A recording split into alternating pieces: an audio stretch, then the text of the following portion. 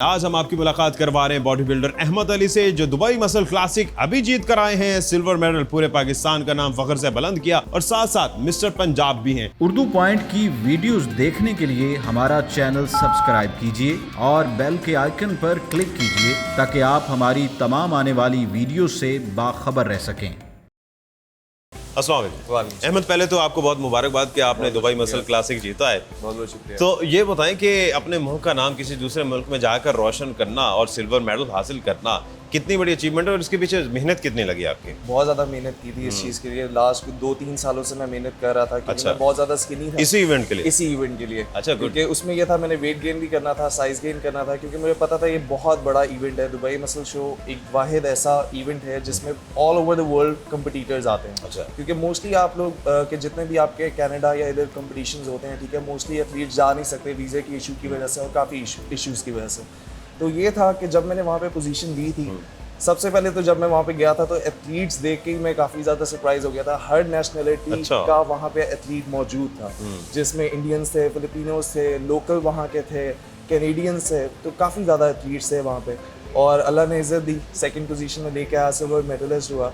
और उसके बाद ये था कि बिल्कुल यकीन ही नहीं आया। फिर वहाँ पे जब उन्होंने फर्स्ट टाइम पूछा मेरे से इंटरव्यू में कि आपको क्या फर्स्ट टाइम यहाँ पे आए हैं तो आपको कैसा लगा अपने कंट्री को रिप्रेजेंट करके, तो मुझे ये था कि उस वक्त समझ ही नहीं आ रहा था, तो मैं एकदम रोने शुरू हो गया। अच्छा। और मुझे ये था कि बड़ी इमोशनल फीलिंग हो गई बहुत उस वक्त ज़्यादा, आपकी? बहुत ज़्यादा, क्योंकि यकीन भी नहीं था इतने ज़्यादा एथलीट्स है।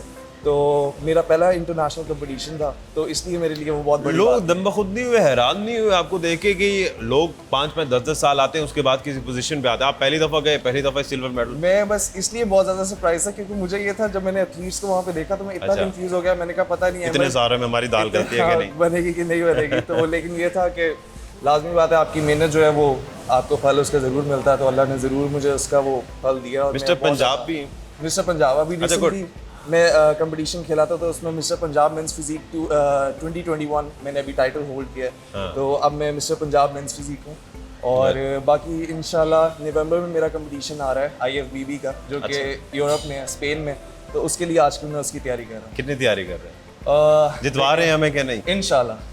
बहुत सी दुआएं आपके लिए। Thank you so ये much। बताएं कि चूंकि हमारे देखने वाले काफ़ी गाइडलाइन भी लेते हैं, हमने उनके लिए भी बहुत सारी टिप्स आपसे लेनी है आज। बिल्कुल। मुझे पहले ये बताएं इसमें कि मेंस फिजिक्स होती कौन सी है और इस फील्ड में कितनी कैटेगरीज हैं?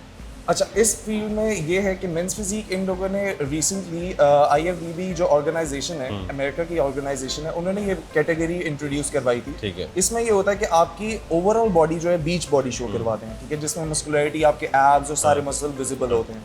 इसमें बस आपकी लेग्स नहीं होती, आपने शॉर्ट्स पहननी होती हैं, क्योंकि मोस्टली यहाँ पे आप जितने भी एथलीट्स आ गए वो अपर बॉडी को ज़्यादा ट्रेन करते हैं और लेग्स को कम करते हैं, तो इसलिए उन्होंने ये नई कैटेगरी निकाली थी। अच्छा अहमद, ये बताएं कि आप इसके अलावा क्या करते हैं, डोले शोले बनाने के अलावा? इसके अलावा मैं बाय प्रोफेशन न्यूट्रिशनिस्ट हूँ। अच्छा, गुड। और उसके साथ साथ मैं सर्टिफाइड फिटनेस ट्रेनर हूँ। और ये है कि लोगों को ट्रेनिंग वगैरह देता हूँ, क्योंकि काफ़ी ज़्यादा आजकल क्लाइंट्स हैं और काफ़ी ज़्यादा न्यू जनरेशन जो है वो फिटनेस को लेके काफ़ी ज़्यादा कॉन्शियस है।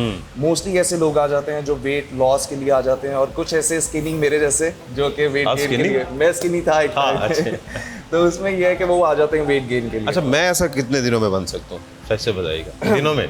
अगर ज़्यादा लंबे चक्रों में नहीं पड़ना हमने। क्योंकि हम लोग तो एज अ न्यूट्रिशनिस्ट अगर मैं इसमें आपको बात करूं तो उसमें ये होता है कि हम लोग सारा कहते हैं कि वेट तो कोई भी उठा सकता है, वेट का इशू गेन करना तो मुश्किल वो नहीं, इशू नहीं है। असल ना बात होती है चाहते हुए diet। भी हो जाता है। वो हो जाती है तो असल बात जो है वो है डाइट। अच्छा। डाइट कंट्रोल करना बात होती है। अगर आप डाइट बहुत अच्छी, जिस तरह एक न्यूट्रिशनिस्ट आपको गाइड करे, जिस तरह अगर मैं आपको गाइड करता हूँ, अगर आप उसको लेके चलते हैं तो राउंड अबाउट आपको 5 to 6 मंथ के अंदर अच्छे रिजल्ट्स मिल जाते हैं। अच्छा, अच्छे रिजल्ट। अच्छे रिजल्ट। आज एक नया शख्स आता है, क्योंकि देखने वाले बहुत से हैं, वो चाहते हैं कि आपकी जैसे कंपटीशन लड़ें, दुबई में जाएं, और कहाँ, स्पेन में जाना है अब स्पेन आपने? में। स्पेन में जाएं, तो उनके लिए क्या टिप्स हैं, खासतौर पे डाइट को लेते हुए कि वो आज से वर्कआउट शुरू करते हैं तो उन्हें कैसे अपने आप को तरतीब देना होगा? कंसिस्टेंट रहना होगा सबसे अच्छा। पहली चीज़। इस चीज़ को लेके, डाइट को लेके सबसे ज़्यादा, क्योंकि हम लोग मोस्टली है कि चटपटा चीज़ों के और मीठों के बहुत ज़्यादा आदी होते हैं, और बॉडी बिल्डिंग में यही चीज़ सबसे ज़्यादा नुकसानदेह है। आपकी स्किन को अफेक्ट करती है ये, ठीक है, और उसके बाद आपकी स्किन को हार्ड नहीं होने देती। अच्छा।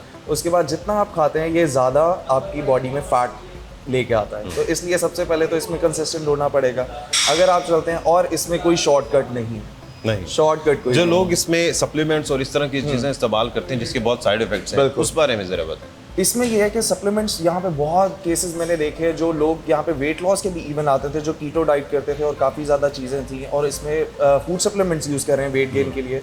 सबसे पहली चीज़ कि ये वेस्ट ऑफ मनी है, आपको उतने रिजल्ट्स नहीं मिलते हैं, ठीक है। दूसरी चीज़, लोगों को यूज़ करना आता है लेकिन उसको उसके साइड इफ़ेक्ट्स और सारी चीज़ें पता नहीं होता, क्योंकि मोस्टली इस फील्ड में काफ़ी ऐसे ट्रेनर्स और काफ़ी ज़्यादा ऐसे लोग हैं जो आके आपको थोड़ा बहुत लैक ऑफ नॉलेज की वजह से थोड़ा वो कर देते हैं और लोग उनके झांसे में आ जाते हैं। तो इसलिए मैं सबसे पहले यही अपने हर क्लाइंट को और हर बंदे को यही रिकमेंड करता हूँ कि जो चीज़ आपको नेचुरल डाइट से मिल सकती है वो आपको इनसे नहीं मिल सकती। अगर उर्दू पॉइंट का कोई व्यूअर ऐसा आए और आपसे टिप्स ले, आप अच्छी अच्छी टिप्स देंगे? ज़रूर, बेशक। ये ऑन रिकॉर्ड इन्होंने बता दिया। अच्छा, आखिर में मुझे ये बताएं अहमद कि इस कैटेगरी को लेकर हमारे पाकिस्तान में आपको क्या लगा दुबई में जाके, या जितना आपके एक्सपोजर है, कि मार्जिन कितना है हमारे नौजवानों के पास कि वो इस तरह की हेल्दी एक्टिविटीज़ में आ सकते हैं? इस तरह की हेल्दी एक्टिविटीज़ में काफ़ी लोग आ सकते हैं और आना भी चाहिए, क्योंकि जिस तरह अगर आप देखें जो हमारे मुल्क के और ओवरऑल वर्ल्ड के जो कोविड के हालात चल रहे हैं, तो इसलिए मैं मोस्टली लोगों को रिकमेंड भी यही करूँगा कि अपने वर्कआउट को लेके और अपनी एक्टिव लाइफ में ये वर्कआउट की रूटीन लाजमी शामिल करें, क्योंकि आपका इम्यून सिस्टम सही रहेगा। इम्यून सिस्टम सही रहेगा तो आप काफ़ी डिजीज़ से भी बच सकते हैं, ठीक है, और कोविड की वजह से भी आप काफ़ी ज़्यादा वो उसको कवर कर सकते हैं। ये हासिल कुल था अहमद का कि ख़ासतौर पे कोविड के दिनों में जिस तरह से इधर उधर हम घूमते हैं, इससे बेहतर है कि हम एक हेल्दी एक्टिविटी अपनाएं, और वैसे भी हमारी इम्यूनिटी के लिए इस तरह की हेल्दी एक्टिविटी बहुत ज़रूरी है। और वैसे भी जब आप मुल्क से बाहर जाते हैं, अपने मुल्क का नाम रोशन करते हैं, मिस्टर पंजाब भी हैं, दुबई में सिल्वर मेडल जीत कर आए, तो और क्या चाहिए। बहुत सी दुआएं हैं अहमद आपके लिए कि नवंबर में आप जाएं और हमारे लिए एक और अच्छा सा गोल्ड मेडल लेकर आएँ, तो फिर दोबारा हम आपके पास आएंगे। इसी के साथ ही अपने मेज़बान दानिश हुसैन को इजाज़त दीजिए, एक नई वीडियो के साथ वापस आएंगे। अल्लाह निगहबान।